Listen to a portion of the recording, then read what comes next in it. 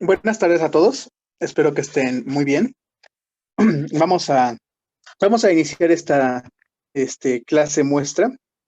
Y bueno, como les había comentado a aquellos que han estado presentes en las clases anteriores, el día de hoy vamos a darles una sesión de un tema que suele ser poco tratado en los cursos, pero ahí está presente en el temario y es el de física contemporánea.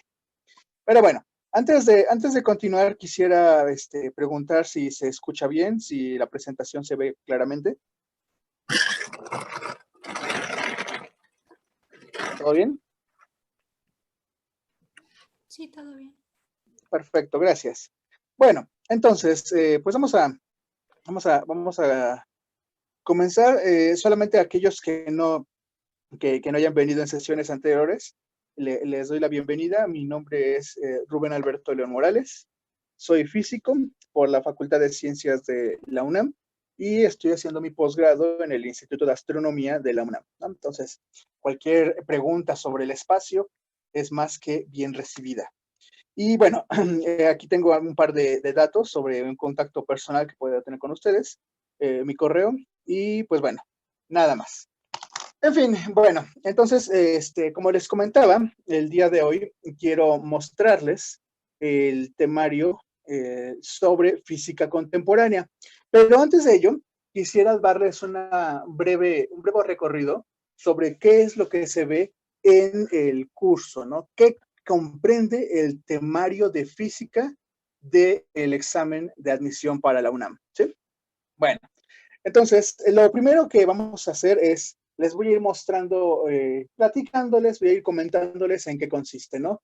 El primer apartado consiste en física elemental, es decir, saber hacer operaciones con notación científica, saber unidades, saber hacer operaciones con vectores, ¿no? Es, digamos, la parte introductoria de física. Después, vamos a revisar el bloque de cinemática, es decir, el movimiento de objetos en los cuales se conoce únicamente velocidad de aceleración y posición, movimiento rectilíneo uniforme, movimiento rectilíneo uniformemente acelerado, tiro parabólico, caída libre y tiro vertical. ¿Sí? Bueno, esta foto es una foto de un tiro parabólico con luz estroboscópica. Bueno, posterior a eso, vamos a añadir el concepto de fuerza a los conceptos que ya tenemos de posición, velocidad y aceleración, ¿no? La fuerza es probablemente una de las cantidades más importantes en física, entonces pues vamos a hablar sobre las leyes de Newton, sobre la ley de gravitación universal, sobre otros tipos de fuerzas como las de un resorte o la de fricción, ¿sí? Muy importante, pero bueno, va a ser todo hablar sobre fuerzas, unidades, operaciones, su naturaleza vectorial. Posterior a ello, el cuarto tema sería el primer tema sobre trabajo, bueno, en cuestión energética, trabajo. Solamente les comento la palabra trabajo en física no se refiere a, ¿cómo decirlo? No se refiere a una ocupación. En física, el concepto trabajo se refiere a la energía requerida para realizar un desplazamiento, ¿no? Entonces, voy a mostrarles cómo se calcula el trabajo bajo diferentes condiciones, cómo se calcula la potencia de una máquina que realiza trabajo o sobre la cual se realiza el trabajo, bueno, todo lo referente a este concepto. Y posterior a ello, vamos a hablar de energía. La energía, un concepto también fundamental en la física, ¿sí? ¿Cuáles son las unidades de la energía? Vamos a hablar sobre la clasificación que existe de energías, básicamente de energías mecánicas, energía cinética y potencial, para concluir con uno de los principios más fundamentales de la física, conocido como el principio de conservación de la energía mecánica. ¿Sí? Eso es lo que comprenderá este quinto tema. El siguiente, pues, va a ser algo muy importante, calor y temperatura. Hablaremos sobre las diferencias que existen en estos dos conceptos, sobre las unidades de la temperatura, el grado es el centígrado, el grado Fahrenheit, el Kelvin. Hablaremos también sobre las fórmulas para calcular calor, ¿no? El calor no es lo mismo que temperatura, esto se los adelanto. Y también pues hablaremos de varios procesos que involucran estas cantidades conocidas como las leyes de la termodinámica, las 4 leyes de la termodinámica. Bueno, luego hablaremos de ondas, un tema muy interesante, muy divertido, sobre todo por las aplicaciones y los experimentos que se pueden realizar con este principio, con ese tema, el de las ondas mecánicas. Hablaremos de los tipos de ondas que existen, ondas longitudinales, ondas transversales, fenómenos de interferencia, qué pasa cuando parejas de ondas chocan entre sí, y bueno, pues todo lo referente, ¿no? A las características de estas entidades físicas, longitud de onda, frecuencia, todo lo referente a esto, ¿no? A ondas y a sus aplicaciones. Posterior a ello, vamos a revisar un tema fundamental de física que es el electromagnetismo. Un tema bastante amplio, seguro de examen, no hay ningún examen que haya topado donde no hayan tocado el tema de electromagnetismo de una u otra manera. Veremos el concepto de la carga eléctrica, la ley de Coulomb, el concepto de campo eléctrico, las cargas en movimiento, lo que comprende la ley de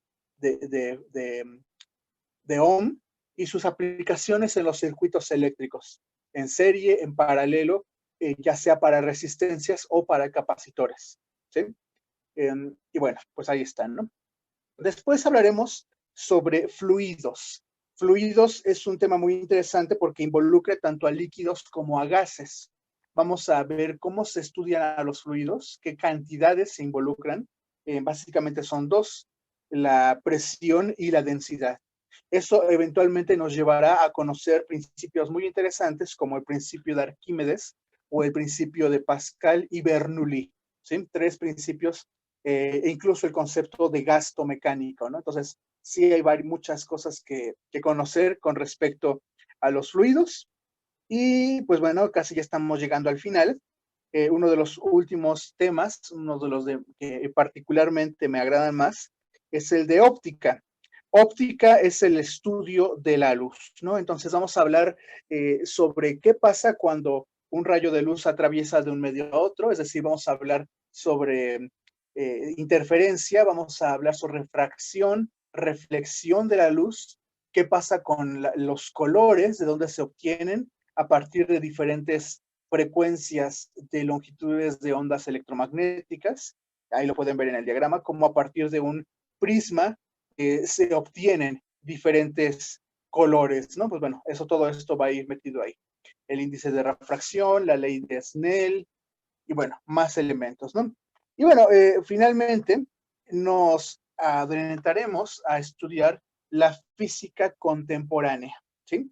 Como se los había adelantado, este tema, precisamente por ser el último, casi se suele, no se cumple en los temarios por tiempo, ¿no? Por el tiempo.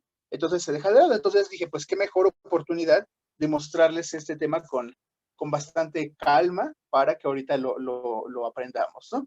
Bueno, física contemporánea es un bloque que debo de adelantar muy distinto a los bloques anteriores, todo el temario que ya les he descrito en estos minutos, y eso se debe a que, a diferencia de los temas anteriores, donde habrá cuentas, operaciones, matemáticas, en estos temas más bien vamos a hacer una combinación entre física e historia. Es más bien una característica descriptiva.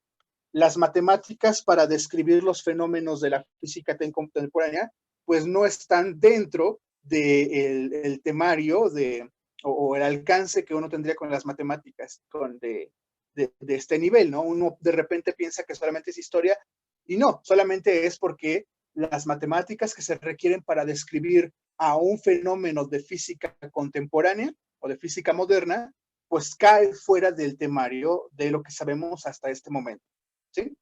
Entonces, bueno, eso se los comento para que lo tengan presente. Y pues bueno, sin más sin más preámbulo, pues vamos a comenzar, ¿no? Entonces, quiero plantearles cuáles son básicamente los objetivos y el temario del día de hoy.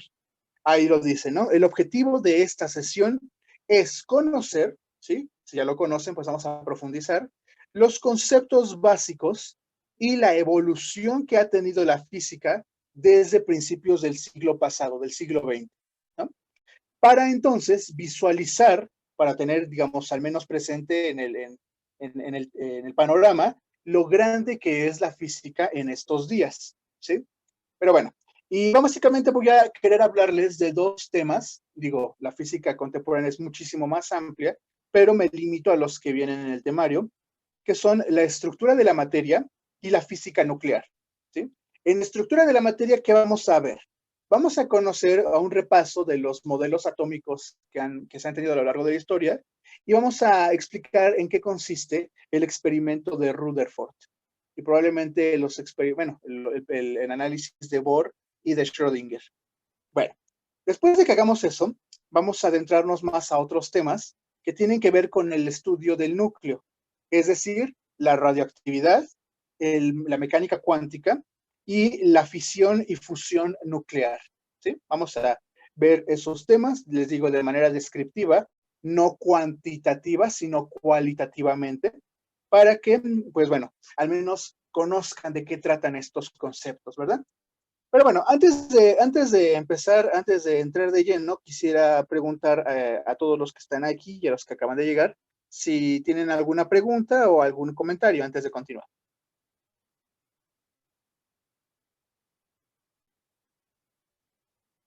Ok, bueno, esto se los comento porque les digo, se lo repito, esta sesión va a ser un poco distinta a las anteriores eran de matemáticas, y pues como tal tenían que concentrarse en hacer las cuentas, ¿no? Esta sesión, tómenla como una oportunidad para aprender algo nuevo, si no lo saben, y también para despejar algunas dudas que les puedan surgir en el camino, ¿no? Entonces no tengan reparo en preguntar cuando lo consideren necesario. En fin, entonces vamos a empezar. Y bueno, lo primero que quiero plantearles es cómo era el escenario de la física a principios del siglo XX, o mejor dicho, a finales del siglo XIX. Estamos hablando entre a finales de 1800 y a principios de 1900, ¿no? Bueno, pues déjenme decirles que para ese tiempo, la mayoría, la gran cantidad de los físicos del momento, bueno, y lo dice para 1900, los físicos más prominentes pensaban que la física como ciencia estaba culminada. Una aseveración bastante interesante, porque ¿eso qué significa que esté culminada? Pues que ya no hay más que investigar, ¿sí? Es decir, que era una disciplina que ya había encontrado, descubierto todo lo que se tenía que describir, ya no había, digamos, dudas, todo estaba bastante claro. Y que lo único que bastaba o sobraba era más bien un trabajo de aplicación, es decir, lo que ya sabemos para qué nos puede servir o cómo lo podemos aplicar. Y una muestra de este pensamiento queda bastante evidenciado en esta frase. Aquí lo pueden ver, dice, no te recomiendo que estudies física, ya que casi todo está hecho y hay muy poco por hacer o investigar. Bueno, esta frase que entre los físicos se ha vuelto bastante famosa es las palabras que le dijo Lord Kelvin. Kelvin es, bueno, para que les suena esta frase, pues es quien desarrolla, en honor a quien se establece esta unidad de temperatura, el Kelvin. Pero bueno, en todo caso, este físico, bastante brillante en su tiempo, pues le dijo eso a su alumno, porque dijo, pues ya, si yo pienso que ya está acabado, ¿qué puedes hacer tú? Ya acabamos todos. Y fíjense que no era una cuestión de arrogancia, no era una cuestión de torpeza. Los físicos en esos días, en esos tiempos, sí tenían razones suficientes para aseverar eso. Newton ya había concluido la mecánica y Lagrange ya la había formalizado. Maxwell había encontrado las ecuaciones del electromagnetismo, por lo cual estaba todo bien cimentado. Boltzmann había condensado las leyes de la termodinámica, por lo tanto el calor y la temperatura eran fenómenos bastante entendidos, ¿no? Entonces, pues prácticamente ya quedaba, bueno, no había razones para pensar que pues, no hubiese algo más que investigar, ¿no? Bueno, eso en ese entonces, ¿no? Entonces uno se pregunta, ¿qué cambió las cosas, no? Pues bueno, eran dos pequeñísimos, y aquí lo ponemos entre comillas, detalles. Estos experimentos o estos fenómenos han quedado para la historia como como aquel frijol en el arroz, como aquellos experimentos que no funcionaban o que no podían ser entendidos con la física que se había desarrollado hasta ese entonces. El primero se conoce como la radiación del cuerpo negro. Y bueno, aquí tengo una gráfica. Quiero explicarles un poco sobre en qué consiste la radiación del cuerpo negro. Bueno, aquí ustedes pueden ver una gráfica. Déjame ver si lo pueden. Aquí, sí. Pueden ver una gráfica de la radiación, ¿no? En kilovatios por metro cúbico, metro cuadrado, contra la longitud de onda de ciertas radiaciones, ¿no? Entonces, lo que ocurría era lo siguiente. Cuando tú calientas un objeto, este cambia de color. No sé si alguna vez les ha tocado que han puesto no sé, algún metal en la flama, ¿no? Y ¿de qué color de qué color se pone el metal? ¿Alguien me puede decir? Rojo. Inicialmente toma tonalidades naranjas, ¿no? Rojizas. Pero no sé si se han dado cuenta que conforme el tiempo avanza, ¿de qué color se pone la punta? ¿Alguien me podría decir? ¿Alguien lo habrá observado antes? ¿No? Bueno, pues, sí, bueno, espero que ustedes lo hagan en algún momento. Si uno pone mayor cantidad de tiempo el fuego, es decir, aumenta más la temperatura, el metal se pone blanco, alcanza una tonalidad blanca, empieza a irradiar.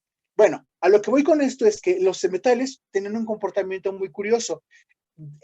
La manera para medir la temperatura de un metal, de hecho, dependía del color que alcanzaba. Es decir, si alcanzaba los 7000 Kelvin, el color, no estoy hablando de todos los metales, sino de algunos en específico, irradiaba más en ultravioleta.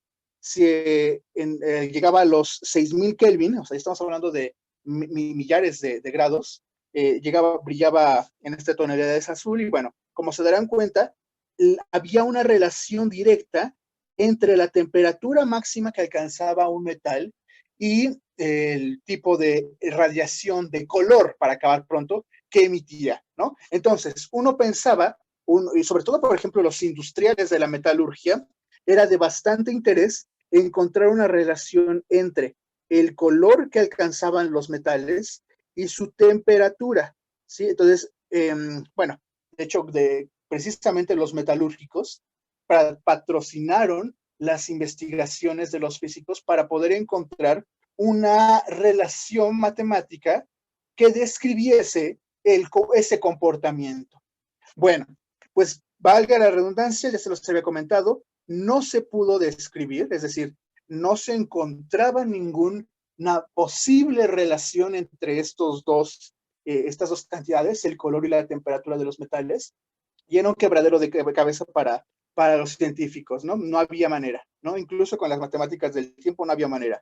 Bueno, pues aquí ya es cuando precisamente a principios del siglo pasado, del siglo XX, probablemente el físico alemán más importante de ese tiempo, que se llamaba Max Planck, pues bueno, toma una idea bastante interesante. ¿Qué es lo que hace Planck? Quiero hablarles un poquito de esto, al menos de manera descriptiva. Planck lo que dice o lo que plantea es lo siguiente: voy a hacer que la energía no sea una cantidad continua, sino discreta. A ver, ¿qué significa en física o en matemáticas la palabra continuo? Significa que no puedes diferenciar entre un elemento y el siguiente. Mientras que discreto significa que el material del cual estás hablando pues está constituido por elementos individuales. De tal manera que, por ejemplo, ¿no? Para que quede bastante claro, ¿qué es? El agua es un continuo, porque tú no puedes diferenciar entre un elemento y el siguiente, ¿no? Entonces, por ejemplo, el agua es el ejemplo de una sustancia continua. continua. Pero, por ejemplo, así, aunque suene gracioso, ¿no? Los huevos, ¿no? Son discretos. ¿Discretos en qué sentido? En que no puedes pensar, solamente puedes pensar en unidades enteras, ¿sí? Por ejemplo, te venden medio kilo, te venden un kilo de huevo, pues dan, no sé, 16 o 17, o no sé, o 15 huevos, pero no te pueden dar una mitad, ¿sí? Entonces, lo que plantea Planck era bastante extraño, porque él pensaba, o él planteaba, que la energía debería de ser una cantidad, una magnitud discreta, es decir, que estuviese contenida en paquetes en pequeños paquetes, ¿no? En paquetes, ¿sí? Lo cual, pues, ni a él mismo le gustaba la idea, pero haciendo esa suposición, suponiendo que la energía estaba contenida en paquetes, se resolvía el problema. Encontraba una fórmula, una expresión matemática con la cual quedaba bastante bien descrito el comportamiento de radiación de cuerpo negro, lo que les acabo de contar.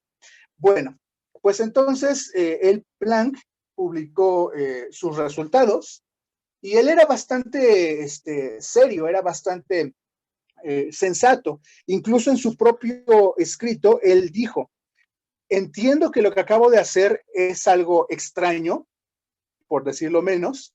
Espero que llegue en el futuro alguien en que encuentre una solución mejor. Es decir, ni Planck mismo estaba seguro de lo que había hecho era correcto, ni confiaba en su resultado. Bueno, esto pasó en 1900, ¿no? Independientemente del problema del experimento, la radiación del cuerpo negro, lo que quedó en el aire es la idea de los paquetes. Es decir, que la energía, pues alguien propuso que debía de estar contenida en paquetes, ¿no? Es decir, que era una cantidad discreta, ¿no? A ver, aquí aclaro para aquellos que nos están escuchando, el concepto discreto en matemáticas y física no se refiere a que no sea chismoso, ¿no? De repente, a veces uno dice, no, ¿cómo que discreto, no? ¿No dice nada? No. La palabra discreto, lo vuelvo a enfatizar, se refiere a que está contenido en unidades, ¿sí? En unidades, ¿no? Eso es algo discreto, ¿sí? Y es la contraparte del continuo. El continuo no tiene paquetes, no se puede diferenciar entre un elemento y el siguiente, ¿sí? Bueno, entonces eso es lo que quiero que quede asentado hasta este momento. La radiación del cuerpo negro era uno de los experimentos que no se podía explicar con la física de ese tiempo. Y Max Planck en 1900 publica un artículo con una aparente solución a ese problema, pero que pues tenía esta situación extraña de plantear de que la energía estaba en paquetes, ¿no? Eso lo sintetiza todo. Bueno, ahora me paso al siguiente efecto o experimento, o sí, experimento, conocido como efecto fotoeléctrico. Este era otro granito en el arroz, ¿sí? Era otro problema que no se podía explicar con la física de ese entonces.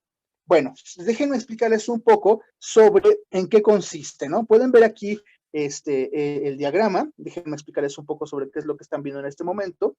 Dice, tenemos luz roja y luz ultravioleta.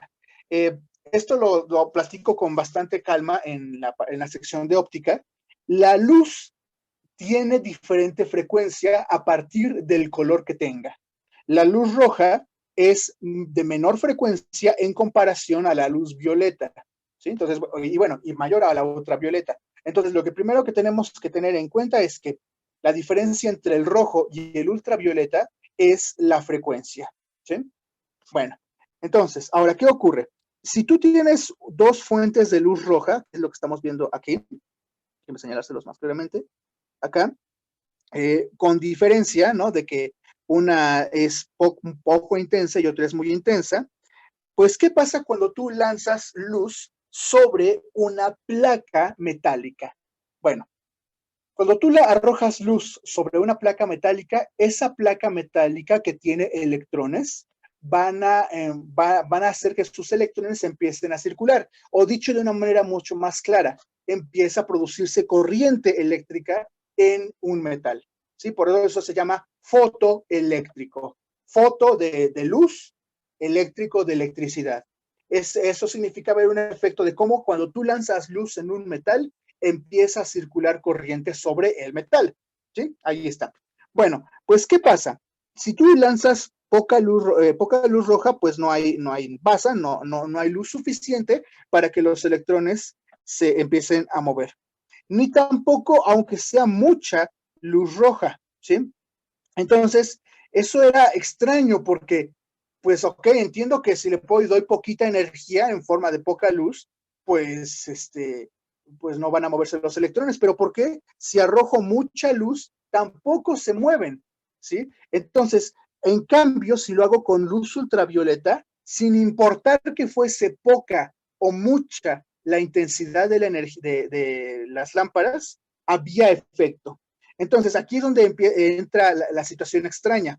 Parece ser que el efecto fotoeléctrico se provoca por el color y no por la intensidad, lo cual parece ser algo extraño, porque tú pensarías que si tú arrojas una mayor intensidad de luz en un metal, pues entonces vas a producir una mayor corriente.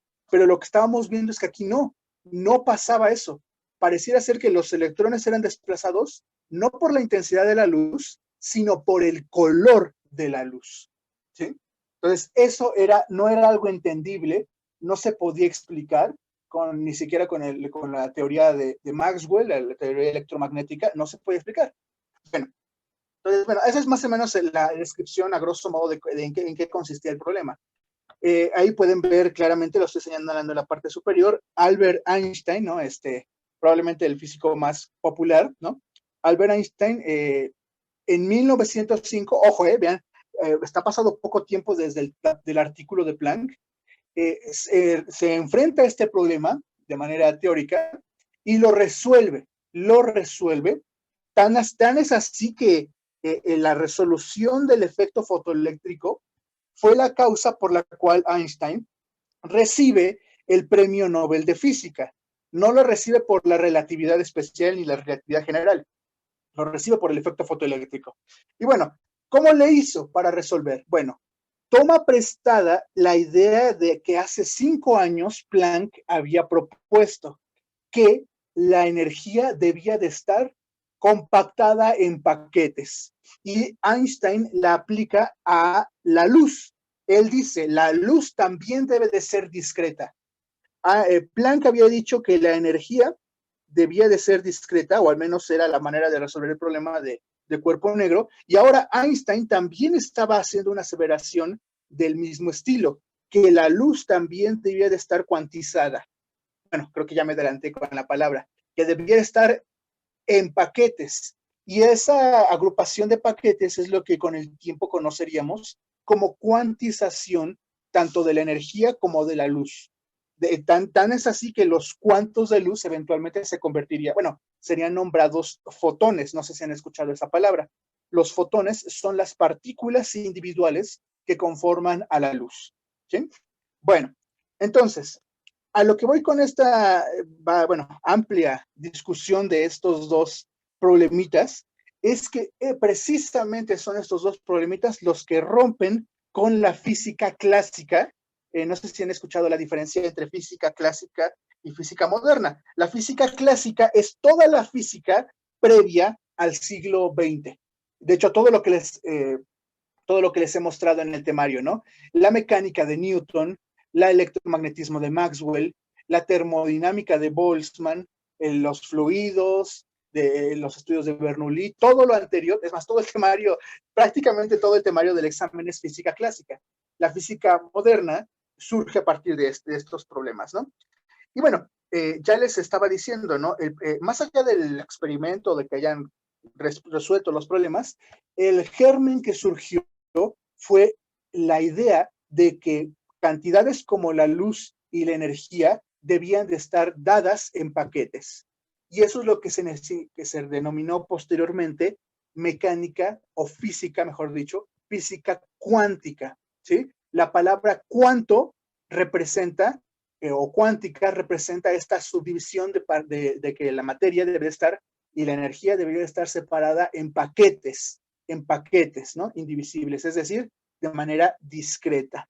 Bueno, entonces eso fue lo que pasó, pasaría unos par de años más y la física pues cambiaría totalmente su rostro. Bueno, entonces, pero antes de continuar con esto, con otro efecto que precisamente tendría la mecánica cuántica, quisiera hablar sobre los modelos atómicos. Y aquí los estoy enlistando.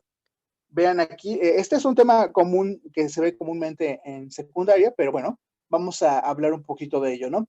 A ver, ahorita he hablado sobre tanto energía como sobre luz, pero en general la materia también tuvo una concepción de su naturaleza que fue evolucionando con el tiempo, es decir, de manera más clara. La manera en la cual entendíamos de qué estaban hechas las cosas ha cambiado. Ha cambiado de manera histórica en esta secuencia. Dalton fue el primero que planteó que la materia debería de estar compuesta de partículas individuales, es decir, también la materia estaría cuantizada. Y estas partículas individuales son las que llamó átomos, ¿no? Bueno, que después posteriormente llamaríamos nosotros átomos. Estas partículas de materia que consolidan a la estructura universal de todo lo que existe, ¿no? Todo lo que tiene masa. Entonces, Dalton es el primero que da la idea al concepto de átomo. Ahora, la idea de Dalton era muy rudimentaria. ¿Por qué? Porque él simplemente concebía que la materia estaba hecha de átomos. ¿Y los átomos de qué se diferenciaban unos de otros? Pues de su forma, ¿no? O sea, algunos eran redondos, otros tenían picos, pero nada más, ¿no? Entonces los concebía, valga la redundancia, como si fuesen canicas, ¿no? Esferas. Y eso era todo. Entonces, si bien el gran brinco que da Dalton es la concepción de un átomo, pero hasta ahí, ¿sí? El átomo existe y es el punto de partida. No por eso menos importante, pero es el primero que concibe que la materia está hecha de átomos, ¿no? Ahora, obviamente no estoy mencionando a la idea de los griegos, ¿no? A Demócrito, que fueron los que en su momento pensaron en átomos, pero no los mismos que pensó Dalton. Los griegos tenían una concepción de la naturaleza muy metafísica que combinaba tanto sus creencias como la observación natural, ¿no? Entonces, sí, porque lo digo porque en muchos libros se dice que el primero que pensó en átomo, de hecho la palabra átomo es del griego, no indivisible, fue Demócrito, y sí, pero no de manera cientifista como lo hizo Dalton, ¿no? Entonces, por eso tal vez lo excluyó de manera a propósito, ¿no? Bueno, entonces, ojo, Dalton es el primero que concibe la idea de un átomo. Fin de la discusión. Luego aparece John Thomson. Él plantea que sí, existe un átomo, pero ahora vamos a hablar sobre las cargas eléctricas que hay. Él plantea que sí, el átomo no es una estructura sólida, así como lo decía, como una canica, pero esta canica tiene una carga eléctrica negativa, es decir, es completamente negativa en su esencia y se encuentra salpicada, es decir, utilizo esta palabra de manera a propósito, salpicada de pedacitos de carga, aquí creo que me equivoqué, carga positiva, puse negativa dos veces, ¿no? Bueno, esto es lo que se conoce como el famoso modelo del pudín de pasas. Realmente no, aquí no, para nosotros a lo mejor nunca hemos tratado de un pudín, pero ¿a qué se refiere? A que tienes una estructura con una cierta carga salpicada en su interior por regiones con carga opuesta, ¿sí? Entonces, bueno, la gran avance de Thomson con respecto a Dalton es la idea de que el átomo existe, ya lo dijo eso Dalton, pero que hay diferentes tipos de carga dentro del átomo, ¿sí? Eso es lo muy, muy importante, diferentes tipos de carga en el átomo. Bueno, entonces, ojo con mucho detalle con este detalle del pudín de pastas, porque creo que en todos los libros lo mencionan, ¿no? Sobre la idea de que es como un pastel de cargas eléctricas positivas y que está salpicado de pasas con cargas eléctricas negativas, ¿no? Entonces, bueno, Ahí lo pueden ver, por eso lo llaman así, como si fuera un pastel salpicado de pasas, que son, pues bueno, cargas opuestas a las que predominan en todo el pastel, ¿no? O en todo el pudín. Bueno, en fin, ahí está. Pero bueno, entonces, más allá de esa analogía, lo importante es que él plantea la idea de que existen cargas diferenciadas en el átomo, ¿sí? Bueno, Rutherford, que sigue siendo, fíjense, los estudios de Dalton, de Thomson y de Rutherford, todos siguen siendo previos al surgimiento de la mecánica cuántica, ¿eh? Todo eso se los debo de adelantar. Son previos al surgimiento de la mecánica cuántica.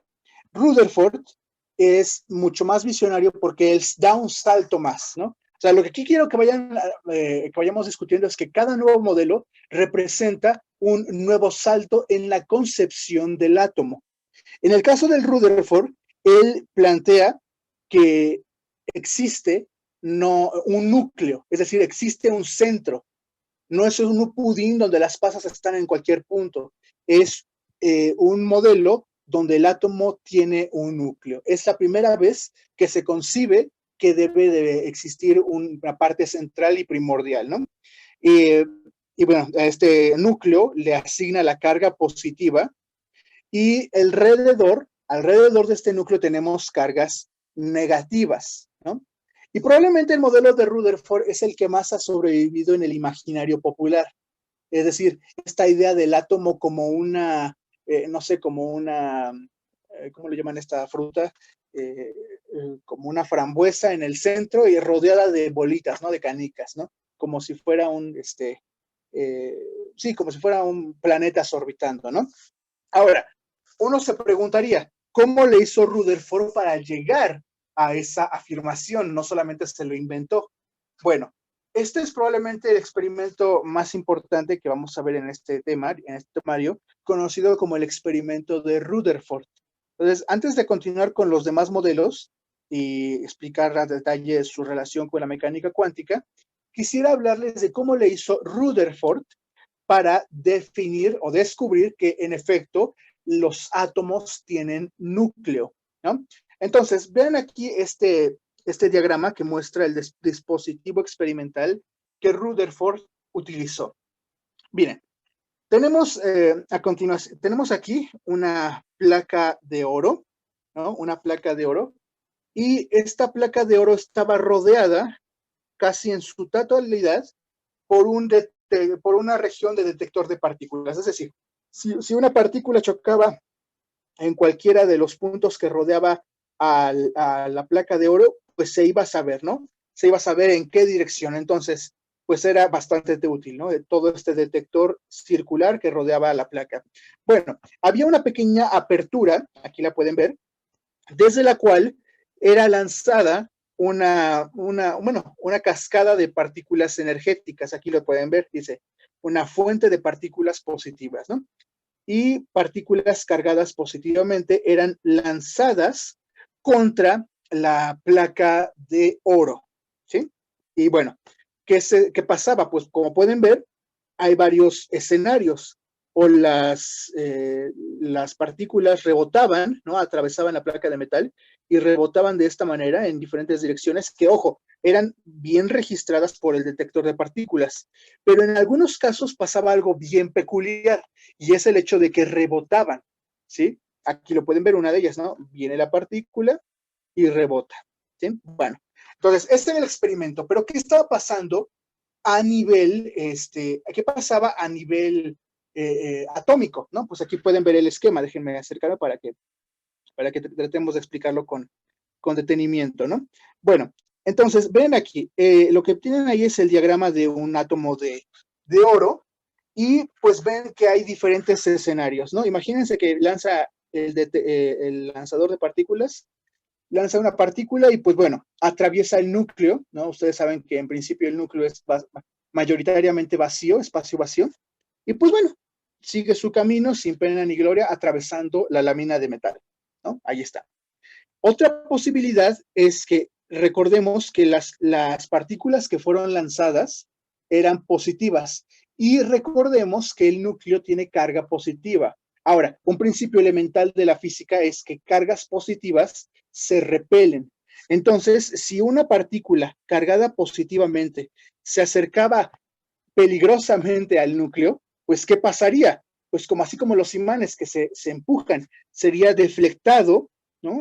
Sería desviado este haz de partículas positivas. Y eso es lo que se veía aquí, que algunas partículas eran desviadas de su dirección original, ¿no? Bueno, pero lo que en definitiva aseguraba que existía un núcleo es este caso. Un caso donde una partícula coincide en dirección perfectamente alineada con el núcleo, de tal manera que se da un brusco rebote y pues bueno, ahí lo pueden ver, ¿no? Rebota las partículas positivas lanzadas originalmente por la máquina, ¿no? Que las lanzaba. Entonces, ese experimento ayudó a que Rutherford pudiera, tanto con mediciones y todo eso, definir que existe núcleo y que además es un núcleo positivo. Esto lo supo porque las partículas que lanzaron eran positivas y eran deflectadas, ¿no? Entonces, bueno, este experimento, ojo, más allá de que ustedes a ver, me adelante. Ajá. Más allá de que ustedes se sepan a detalle todo lo que pasó en el experimento, lo que quiero que tengan en cuenta es que Rutherford, con su famoso experimento, definió la existencia del núcleo y que además era un núcleo positivo, de cargas positivas. ¿Sí? Entonces, bueno, quiero que quede esto claro, es el primer modelo nuclear, es el primer modelo que da la idea al surgimiento del concepto de núcleo. Bastante importante si uno lo analiza con cuidado. Bueno, pero Rutherford pues no era ni mucho menos perfecto, era solamente un avance, un gran avance, pero no era la concepción completa, ¿no? Aquí ya es donde entramos en la parte de la relación que tienen los modelos atómicos con la mecánica cuántica. ¿Se acuerdan que les dije al principio de la sesión que tanto Max Planck como Albert Einstein habían planteado que la energía estaba cuantizada? ¿Sí? Cuantizada. Bueno, pues otro famoso científico llamado Niels Bohr vuelve a utilizar la idea de Planck y de Einstein para repensar el modelo atómico de Rutherford. Rutherford pensaba que no, pues sí, solamente hay un núcleo y hay bolitas, ¿no? Electrones girando alrededor. Bueno, pues ¿qué hace Bohr? Bohr establece que este modelo debe de ser como el sistema solar, un modelo planetario. Y bueno, aquí no quiero abusar del concepto de planetario, pero a lo que me refiero con él es que los electrones que rodean al núcleo están orbitando en regiones con mayor o menor energía. Es decir, hay como una especie de carreteras. Solamente puedes orbitar en un circular o en el siguiente, pero no en medio, ¿sí? Como si fueran planetas. Tú estás en tu órbita y ahí te quedas, ¿sí? A menos que estés en una órbita más exterior, ¿no? Por eso les decía que se llamaba como modelo planetario. Y esto surge del concepto de la cuantización de la energía de los electrones para orbitar al núcleo, ¿sí? Entonces, Bohr es el primer físico que vuelve a tomar la idea de la cuantización de la energía aplicándola a los modelos atómicos. Y es un éxito, ¿no? Es un éxito. Se describen muchos modelos, muchos efectos nucleares con este concepto, ¿no? Entonces, bueno, ya lo que sigue a lo mejor es más fino, solamente lo menciono. Tenemos el modelo atómico de Schrödinger. No sé si han escuchado del gato de Schrödinger, que se ha vuelto como un hito medio famosillo de la física, del gato que está vivo y muerto, pero bueno, es el mismo Schrödinger para acabar pronto, ¿no? Bueno, Schrödinger, él utiliza ya la mecánica cuántica muchísimo más ya refinada en modelos, el modelo ya de ondas, ¿no? De función de onda, y establece un modelo cuántico mucho más profundo, ¿no? Lo que conocemos como los orbitales. No sé si les ha tocado a ustedes en sus clases, no sé, de química, lo hayan visto, los orbitales atómicos. Ahorita hablaré más adelante de esto. Y de hecho no es ni siquiera el último. El último modelo es el de Dirac, el modelo que conjunta las ideas cuánticas, pero también las ideas relativistas de Einstein, ¿no? Entonces, bueno, solamente es una breve descripción. De hecho, aquí tengo para ustedes aquí no está, este es el experimento de Rutherford. Aquí lo tiene, ¿no? Una descripción de cómo ha cambiado los modelos atómicos, ¿no? Entonces, a ver, aquí lo tenemos hasta arribita, Marvel, Canica, ¿no? Por eso los ponen entre paréntesis, la idea de Dalton, ¿no? Dalton piensa que, pues sí, piensa que la materia está hecha de átomos, ¿no? Canicas, ¿no? Materia así esferitas, ¿no? Luego aparece el famoso que les decía, el pudín, ¿no? De Thomson, de 1904, pues bueno, establece que, el átomo es una esfera sólida, cargada positivamente y que ahí está salpicado de pasas, ¿no? Las pasas son las cargas negativas, ¿no? Salpicado ahí, ¿no?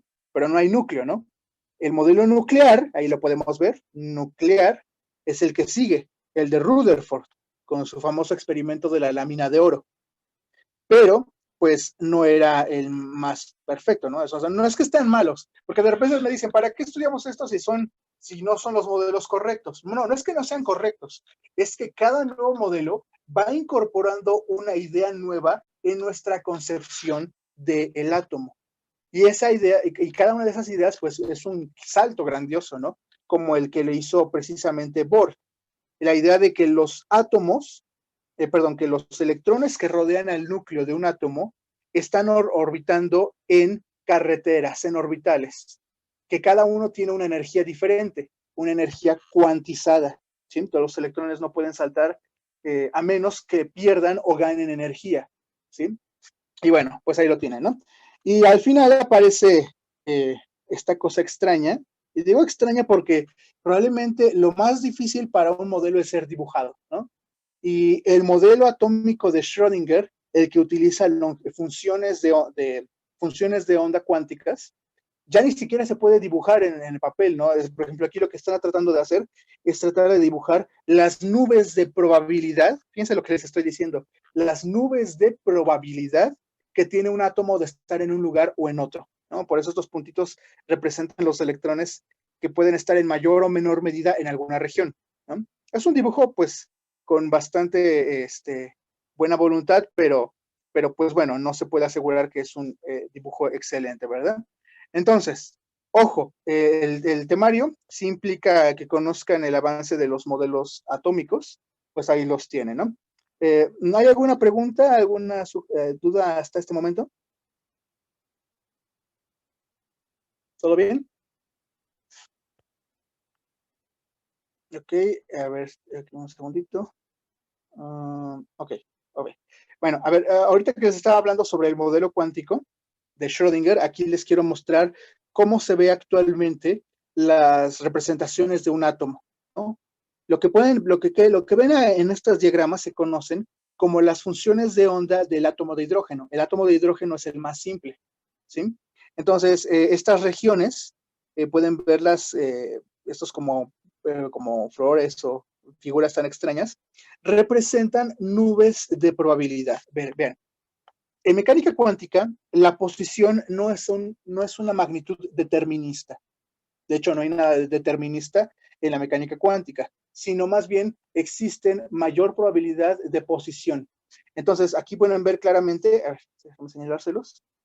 Aquí pueden ver claramente cómo cómo se está utilizando esta escala de colores para representar una mayor o una menor probabilidad de posición de los electrones en un átomo, ¿no? Entonces, ¿cuál es la diferencia entre uno u otro? Pues es la combinación de números atómicos, ¿no? Aquí pueden ver, por ejemplo, primero tenemos 2, 0, 0, son el número atómico principal, el número de momento angular y el número de spin, ¿no? No es de spin, es de proyección, perdón. Es 2, 0, 0, número atómico principal de la energía, número atómico de momento angular y número atómico de proyección de momento angular. ¿Sí? Ahí lo tienes. Entonces, en combinando estos numeritos, pues tenemos diferentes escenarios, ¿no? Y ahí los pueden ver. Ahí se pueden ver diferentes nubes de probabilidad. Pero bueno, no es algo con lo cual quiero enfrascarme, solamente les digo que es la concepción moderna que se tiene del átomo. Bien, entonces ahora vamos a saltar a otro punto importante, y es el de la radiactividad, ¿sí? La radioactividad probablemente es otro de los fenómenos que además de la mecánica cuántica irrumpió con bastante fuerza a principios del siglo pasado.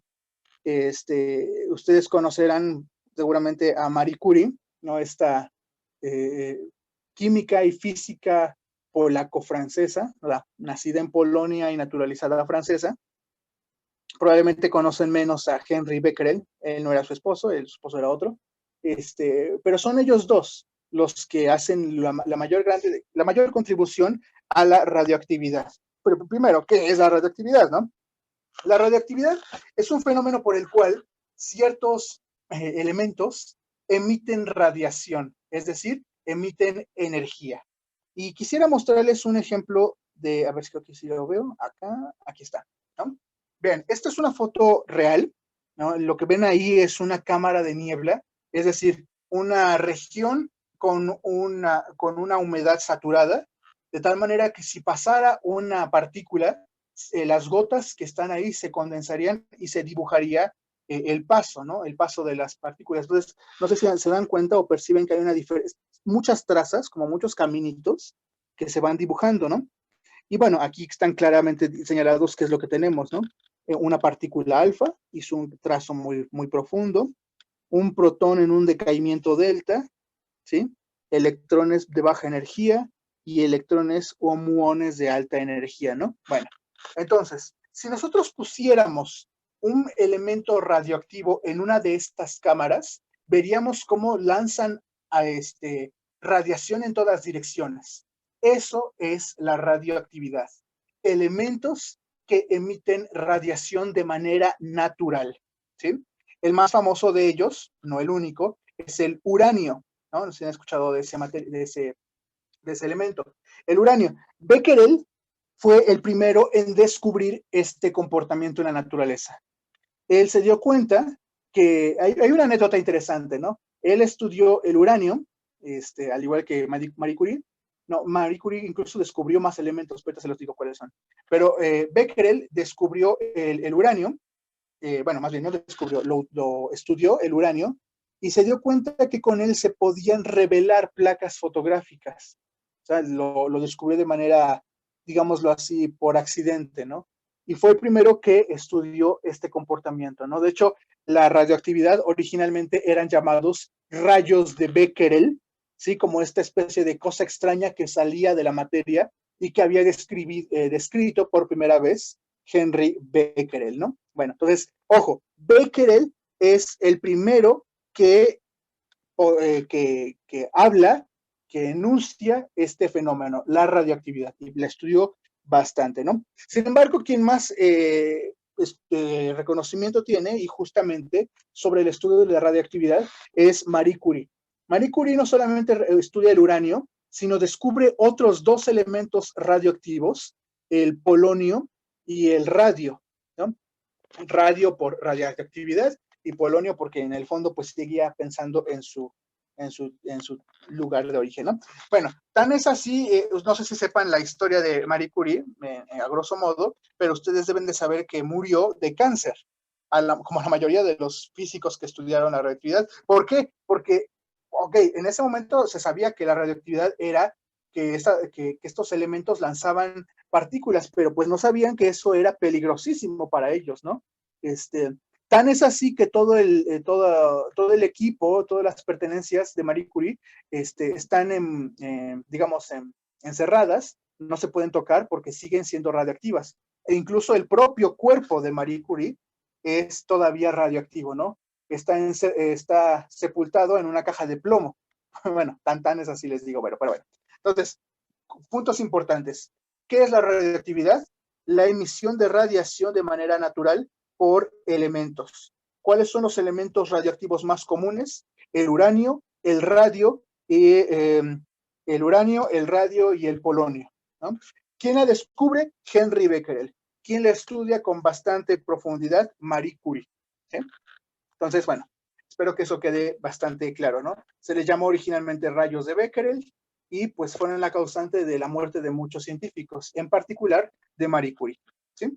Bueno, Entonces, bueno, ahora, bueno, aquí ya les mostré el dibujo, ¿no? De cómo se ve en una cámara de niebla, ciertos tipos de radiaciones. Y fíjense, aquí quiero mostrarles, hablando que ahorita que estamos hablando de radiación, tres tipos de radiación bastante importantes, ¿no? Que los llaman los rayos alfa, beta y gamma. Aquí voy a hacer un acercamiento con esta caricatura. A ver, ¿qué son los rayos alfa, no? A ver, voy a borrar. Los rayos alfa son un tipo de radiación que tiene, pues, debemos de decirlo, poca energía en comparación con sus contrapartes beta y gamma. Ustedes claramente con la caricatura, ay, perdón, déjenme un segundito. Con la caricatura se darán cuenta de qué es lo que está describiendo, ¿no?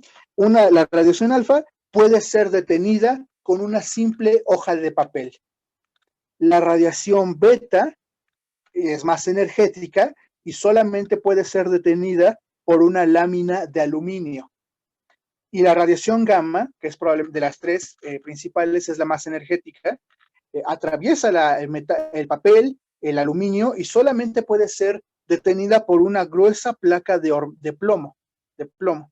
No es la más energética, la más energética es la radiación de neutrones, pero esa es una radiación un poquito más, no se da en la naturaleza, no se da en la Tierra, perdón, sino se da en el espacio, la radiación por neutrones. Y esa pues puede ser detenida solamente por un bloque un bloque, ahí no lo menciona, pero debe ser un bloque de 1 metro de grosor de agua o de 1 metro de hormigón, ¿no? De hormigón. Entonces, bueno, estos son ejemplos de qué tan fuertes pueden ser las radiaciones. Y bueno, si una radiación puede atravesar el plomo, pues obviamente puede atravesar la carne, ¿verdad?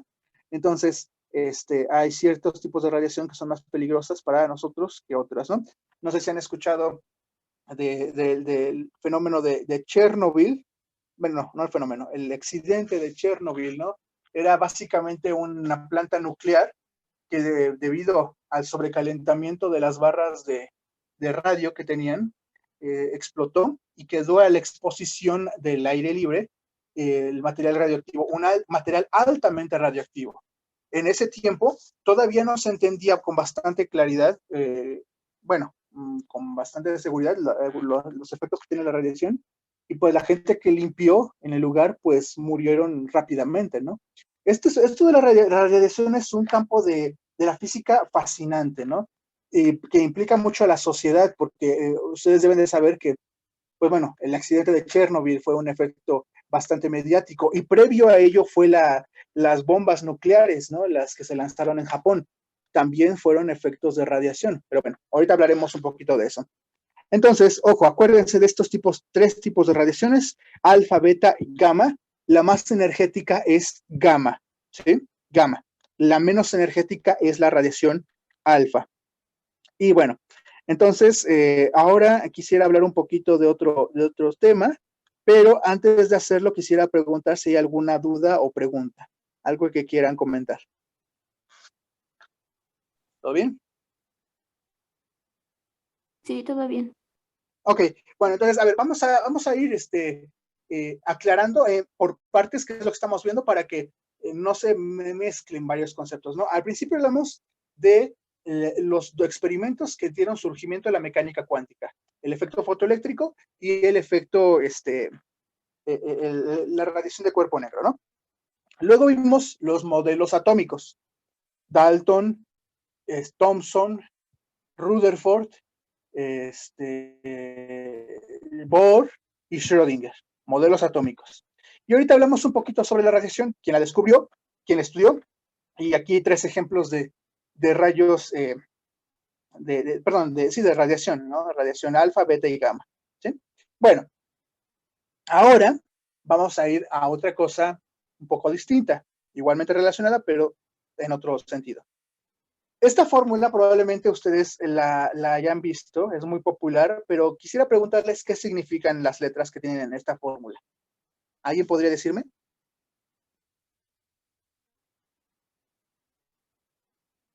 E igual a mc al cuadrado. ¿Alguien sabe qué significa?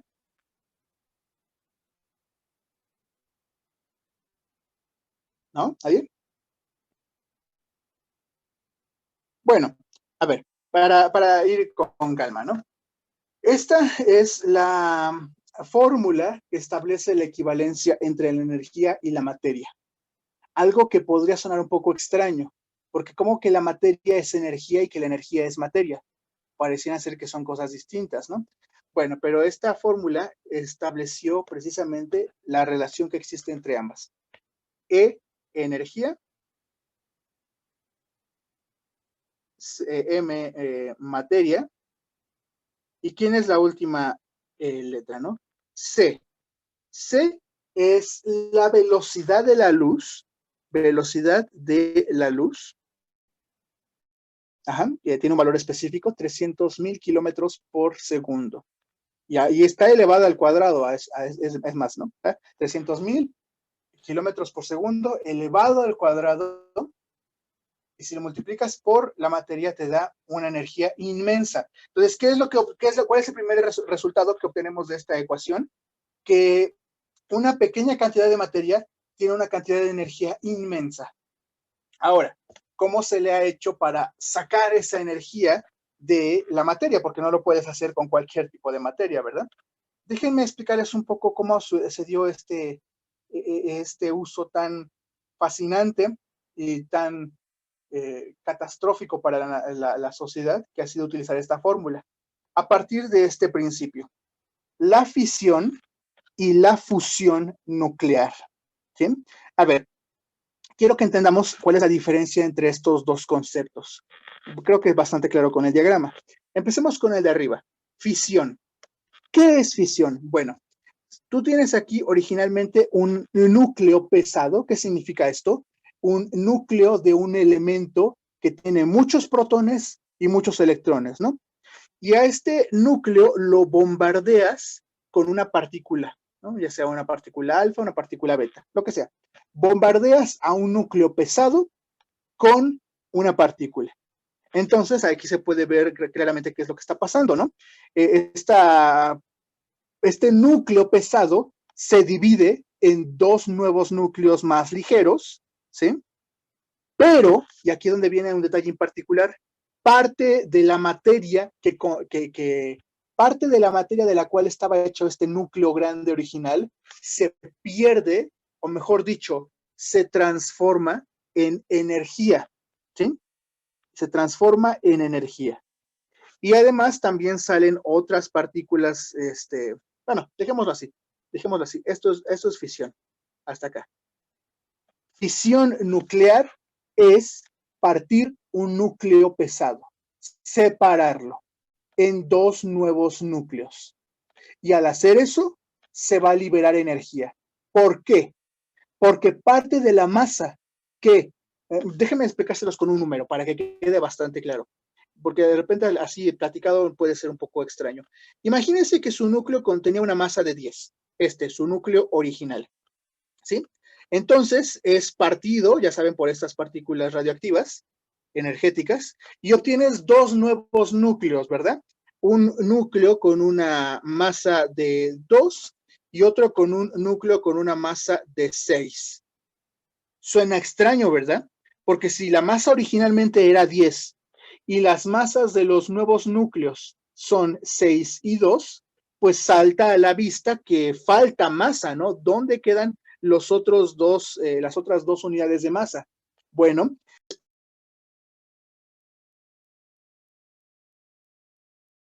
energía. Transformarían, un segundito, se transformarían en energía, ¿sí? Bueno, entonces eso es fisión nuclear. Separar un núcleo pesado y al hacerlo se forman dos núcleos ligeros, pero ojo, parte de la masa se transforma en energía, ¿sí? Bueno, eso es la fisión nuclear, partir un núcleo, ¿sí? Ahora, la aplicación más llamativa de la fisión nuclear es la llamada fisión nuclear en cadena. Fisión nuclear en cadena. Y es lo que pueden ver en el diagrama completo. Parte de las partículas que salen disparadas como remanentes, que no se transformaron en energía, pueden volverse nuevos proyectiles que pueden impactar a otros átomos. Y así, vuelven a estallar, más energía y más se libera, y uno tras otro, uno tras otro. Eso no se da de manera normal, se da cuando tenemos materiales altamente radioactivos e enriquecidos, como el uranio. El uranio. Entonces, la fisión nuclear en cadena fue uno de los hitos de la física, porque fue una aplicación directa de la física en el armamentismo, porque los científicos ya sabían que esto podría darse, ¿no? De hecho, lo hacían en el laboratorio. Pero lo que se buscó con la guerra es la reacción en cadena, porque entonces una cantidad mínima de energía, pues no hace daño, ¿verdad? Pero si tienes una reacción en cadena, y ya vimos que la equivalencia entre masa y energía es enorme, pues produce lo que pues ya en la historia conocemos como las armas nucleares, ¿no? Las armas que se utilizaron en Hiroshima y Nagasaki fueron precisamente bombas nucleares que utilizaron el principio de la fisión nuclear en cadena, ¿sí? Bueno, hay muchísimo para platicar de esto. Ay, perdón, aquí me pasé. Y bueno, eso es, pero independientemente de esa parte del uso que le demos a la ciencia, quiero que entiendan qué es fisión. Fisión es separar un núcleo. Ahora, yéndonos a la parte de abajo, creo que queda claro que la fusión, fíjense, y aquí es donde tienen que tener mucho cuidado porque como las palabras se parecen tanto, hay mucha confusión, ¿no? La fusión es la contraparte de la fisión. ¿En qué sentido? La fisión es romper un núcleo. ¿Qué será la fusión? La fusión es pegar dos núcleos y crear un núcleo más pesado. Entonces aquí lo pueden ver en este diagrama. En este diagrama tenemos estos dos, pues quiero llamarlos así, núcleos ligeros. Se combinan, fíjense aquí, se combinan y pues forman un núcleo pesado, más pesado que el original, ¿no? Y al mismo tiempo también parte de la energía se pierde y bueno, se libera al exterior, ¿no? Entonces es la misma mecánica en el sentido de que el haber fusionado núcleos ligeros producen un núcleo pesado, pero también se libera energía, ¿sí? Ahora, este fenómeno, la fusión, ¿dónde se puede observar? En el Sol. La razón por la cual tenemos luz, tenemos calor que viene del Sol, es porque todas las estrellas obtienen, o mejor dicho, producen energía o liberan energía al exterior, porque en sus entrañas los átomos de núcleo, los átomos de hidrógeno se están fusionando constantemente. Y al hacer esas fusiones, se crean átomos de helio, que es un átomo más pesado. Déjenme explicárselos de esta manera. Ustedes saben que el hidrógeno, y si no se los explico ahora, es el átomo más sencillo, ¿no? Un núcleo, un átomo que tiene solamente un electrón, un protón y un protón, neutrón y electrón. Uno de todo, ¿no? Bueno, en las estrellas, ¿qué pasa? Los átomos de hidrógeno se mezclan, pues se fusionan, la palabra correcta es eso, se fusionan y crean el siguiente elemento en la tabla periódica. ¿Cuál es el siguiente elemento después del hidrógeno? ¿Alguien lo conoce? Después del hidrógeno, ¿no? Bueno, el siguiente elemento pesado en el orden de la tabla es el helio, ¿sí? El helio. Y así se empiezan a formar cadenas de fusión. El helio después se fusiona con otros helios y va a producir, va a producir átomos de litio. Y así, ¿no? Hasta que produzca a todos los elementos, bueno, la mayoría de los elementos de la naturaleza, ¿no? Creo que llega hasta el hierro, ¿no? Después de eso ya el proceso de fusión se detiene y pues bueno, es otra historia, ¿no? Pero a lo que voy es que la fusión es el mecanismo por el cual el Sol produce su radiación, su fuente de energía, ¿no?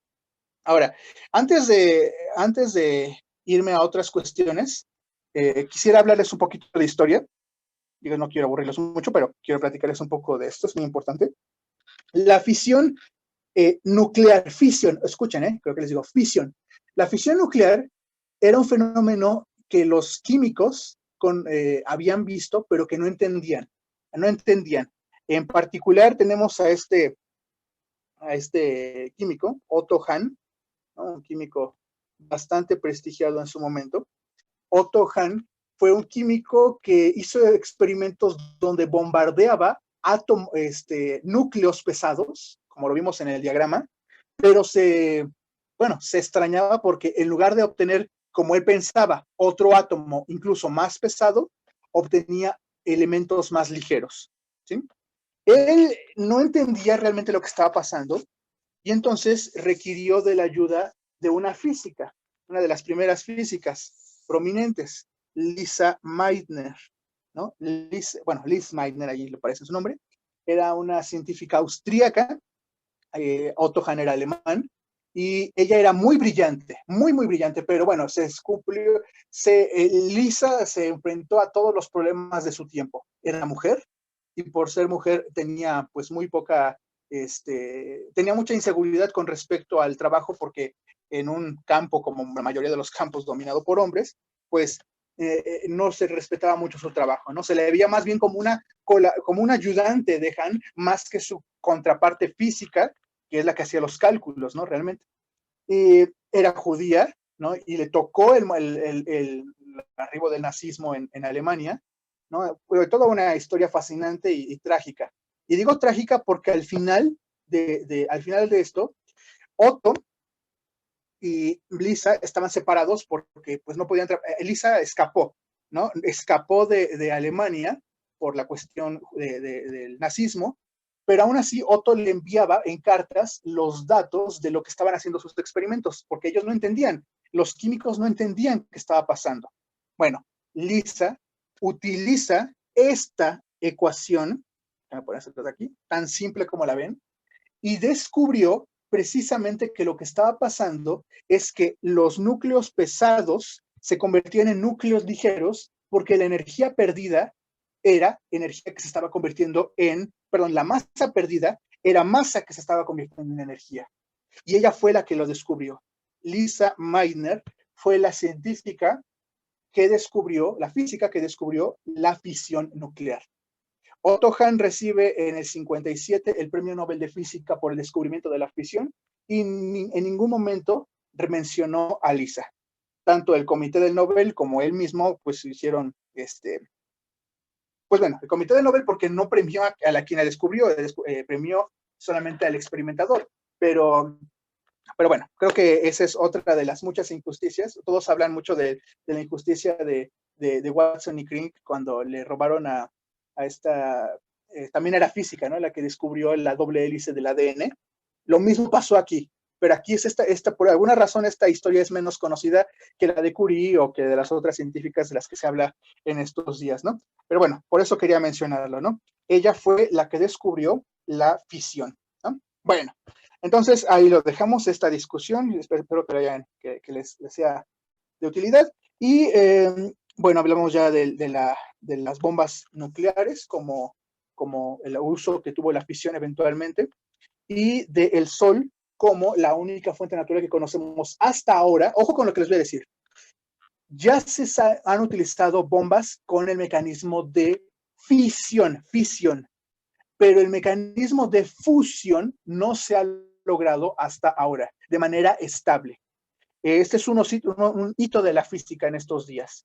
En diversos laboratorios en el mundo están tratando de crear, aquí me equivoqué, fusión controlada, porque fisión es la que ya se logró en las bombas atómicas. Se ha logrado crear fusión controlada, es decir, crear un sol artificial, ¿sí? Lo han tratado de hacer con varios dispositivos. El más prometedor se llama el Super Kamiokande, que está en Japón. Pero bueno, ¿qué significa esto? Significa crear soles, ¿no? Significa crear fuentes una fuente bastante prometedora de energía, pero bueno, todavía no se ha logrado, todavía se está trabajando en ella. Y bueno, creo que hasta ahí vamos a dejarlo. Quisiera estas últimas partes, quisiera en esos últimos minutos, mostrarles algunas preguntas que han aparecido en exámenes sobre lo que hemos hablado. Pero antes de ello, quisiera preguntar si hay alguna duda o algún comentario antes de proceder. ¿Alguien quiere decir algo? ¿Todo bien? Bueno, entonces, vamos aquí, vamos a las preguntas, ¿no? Ya tomamos poquito, vamos a hablar sobre qué preguntas se han hecho en estos exámenes, ¿no? Esta del año pasado, ¿no? El año pasado. Y bueno, a veces las preguntas teóricas son un poquito grandes, ¿no? Entonces, léanlas por favor, y quisiera preguntar su opinión. ¿Cuál dirían ustedes, cuál responderían que es la opción correcta? Entonces, aquí no hay cuentas, aquí solamente es leer. Entonces, a ver si me pueden decir alguna opinión, y si no, pues ahorita lo discutimos.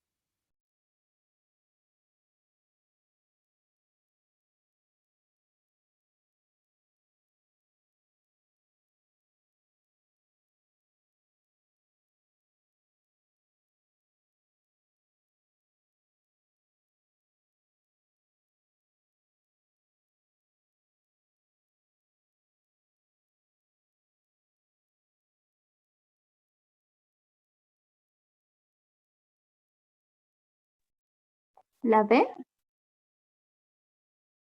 D, ¿verdad? Dicen D, o no escuché bien. ¿D o cuál? ¿Sí? B de bueno. Ah, B. A ver, dice, existe un átomo formado por una corteza constituida por electrones que giran alrededor de un núcleo, donde se concentra la carga eléctrica positiva y la masa del átomo. Ok, a ver, aquí en la opción B, déjenme señalárselos, habla de núcleos, ¿no? Núcleo es un concepto que estableció Rutherford. Rutherford. Entonces, lo que está describiendo la opción B es el modelo de Rutherford. A la gente que ha simpatizado con la carrera del grupo Jalado y también A ver, quiero darles este video que sigue a continuación. Escúchenlo. a ver, no estoy escuchando. Ruido de fondo. A ver. Bueno, aquí estoy viendo aquí en el chat, algunas personas están respondiendo. Sí, la opción correcta, en efecto, como que lo acaban de mencionar, es la opción A, Thomson. Thomson establece, es el modelo de, es el pudín, acuérdense, Thomson es el pudín. Esta idea de que existe un átomo con carga uniforme salpicado de cargas diferentes, ¿no? En este caso, carga eléctrica distribuida de manera uniforme, salpicado de cargas positivas, el famoso pudín de pasas, ¿no? Entonces, la respuesta es la opción A. Ahora, la opción C, por ejemplo, la opción C es el modelo de Bohr, el que establece las órbitas, ¿no? Dice, los electrones se encuentran en regiones específicas a diferentes distancias, como si fuera el Sol, el modelo planetario, ¿no? Y la opción D, de hecho, ni siquiera es un modelo. La opción D dice, existe un átomo distinto para cada elemento. Eso no tiene que ver, eso no es un modelo, ¿no? Eso no es un modelo, está solamente hablando sobre la naturaleza de los átomos, pero no es un modelo. Entonces, la opción A es la correcta. ¿Hay alguna duda sobre ella? ¿Sí? Entonces, bueno, vean que sí aparece esto, ¿no? Si les preguntan sobre modelos atómicos. Bueno, vamos a la siguiente. Vamos a la siguiente. Más simple, ¿no? Dice, científico, bueno, que ya lo acabo de decir, ¿no? Científico que determinó la existencia del núcleo en un átomo. Pregunta del 2015. ¿Alguna, alguien quiere comentar? Es la A. Es la B, Ernest Rutherford. De nuevo, la palabra clave es núcleo, acuérdense. Por eso aquí vimos, déjenme aquí comentarlo. Dice, el experimento de Rutherford, descubriendo al núcleo, ¿sí? Rutherford es el científico que va a plantear que el átomo tiene una zona central, el núcleo, cargado positivamente. Entonces, ahí está. Ernest Rutherford. Bohr era el que había establecido que además del núcleo debían orbitales, es decir, como carreteras para los electrones, ¿no? Bueno, entonces ahí lo tienen, ahí lo tienen. Perfecto. Vamos con la siguiente. Proceso por el cual el Sol produce energía. Proceso por el cual el Sol produce energía. Fusión nuclear. ¿Perdón? Fusión nuclear. Fusión, perfecto. La opción B, muy bien. Fusión nuclear, ¿no? Acuérdense, fusión es unir unir dos átomos ligeros para crear un átomo mayor. Y al hacer eso, se va a liberar energía, ¿sí? Se va a perder un poco de la masa y eso va a producir energía, que en este caso es lo que produce la radiación solar. La fisión es el caso opuesto, ¿no? El que se utiliza en las bombas atómicas, partir al núcleo, ¿sí? Al núcleo, partir al núcleo. Bueno, muy bien, perfecto. A ver, aquí alguien está comentando algo. Ajá, opción. Entonces, mucho cuidado, mucho cuidado. Ya el error que veo que siempre es, pues, porque las palabras son bien parecidas, ¿no? Y uno se confunde y ya no se acuerda quién es quién. Y yo siempre me da risa, casi siempre me da risa porque yo también lo he repetido, que fusión, no sé si han escuchado esto en las caricaturas, ¿no? En el programa de Dragon Ball, ¿no? Cuando hacen esta técnica de la fusión, ¿en qué consistía? En que dos personas se combinaban en una. Lo mismo, porque eso es fusión. Fusionar es tener dos núcleos ligeros para convertir uno más grande. Y es la contraparte de la fisión. Fisión es que ya tienes un núcleo grande y lo separas en dos. Entonces, mucha atención con esa diferenciación. Bien, entonces vamos con la que sigue, dice, experimento que dio surgimiento al concepto de la cuantización de la energía y que no podía explicarse con la física clásica, ¿no? Igual pregunta de hace un año. ¿Cuál de los experimentos o fenómenos que ven ahí dio surgimiento a la mecánica cuántica?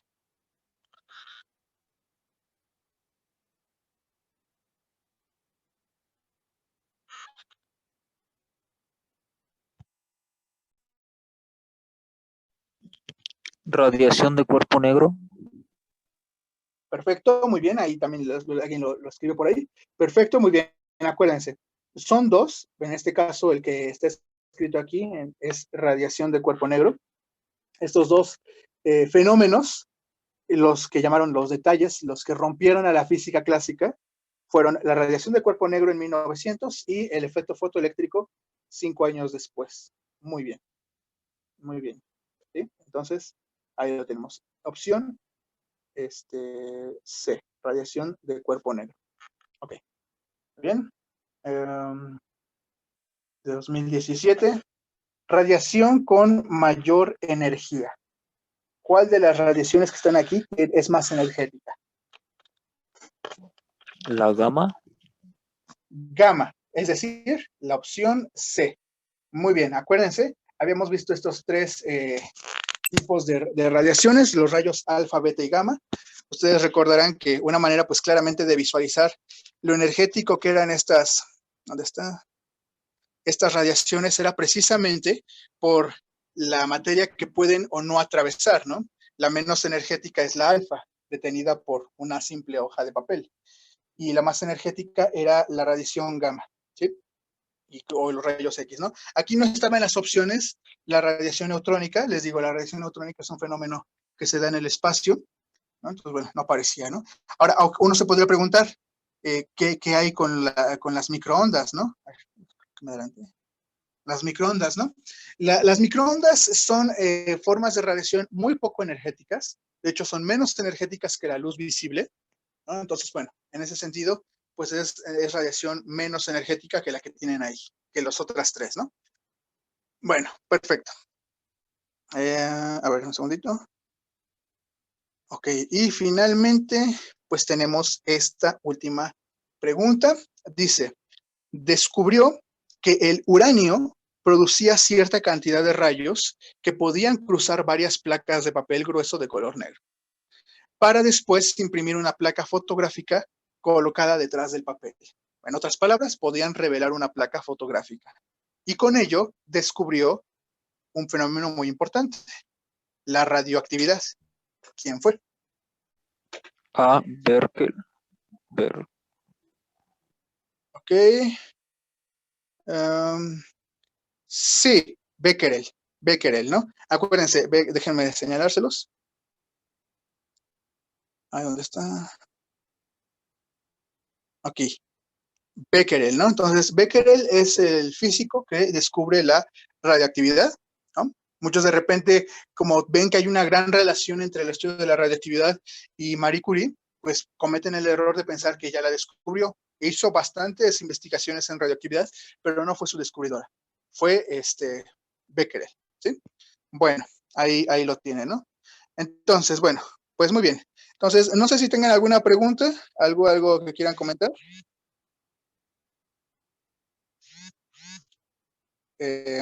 ¿No? Ok, bueno. Entonces, si no hay más que discutir, espero que no se hayan cansado tanto. Esto sería todo por hoy. A nombre de Pase Universitario, le doy las gracias por su asistencia. Si tienen interés en cursar el curso con nosotros, pueden enviar un mensaje de WhatsApp al coordinador, y me parece que el curso inicia el 4 de octubre. Entonces, pues muchas gracias por su presencia. Espero poder trabajar con ustedes después y pues pasen bonita tarde. Gracias igualmente. Yo tengo una pregunta. Igual el coordinador da información general del curso, qué es lo que contiene y todo eso. Sí. Esta solamente fue una clase, digamos, de ejemplo de cómo trabajamos, pero sí, le envían un WhatsApp, pueden preguntarle todas las cuestiones logísticas, de fechas y de inscripción y todo lo que más quieran saber sobre el curso. Ok, gracias. Sí, por nada. Gracias, hasta luego. Hasta luego.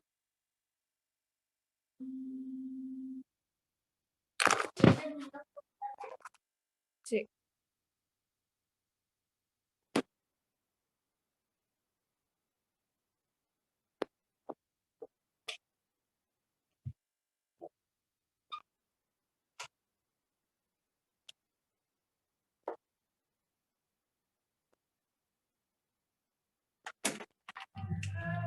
¿Ya? Ya.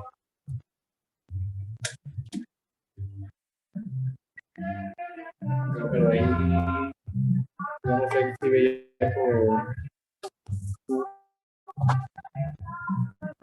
sí veía por ellos, digamos.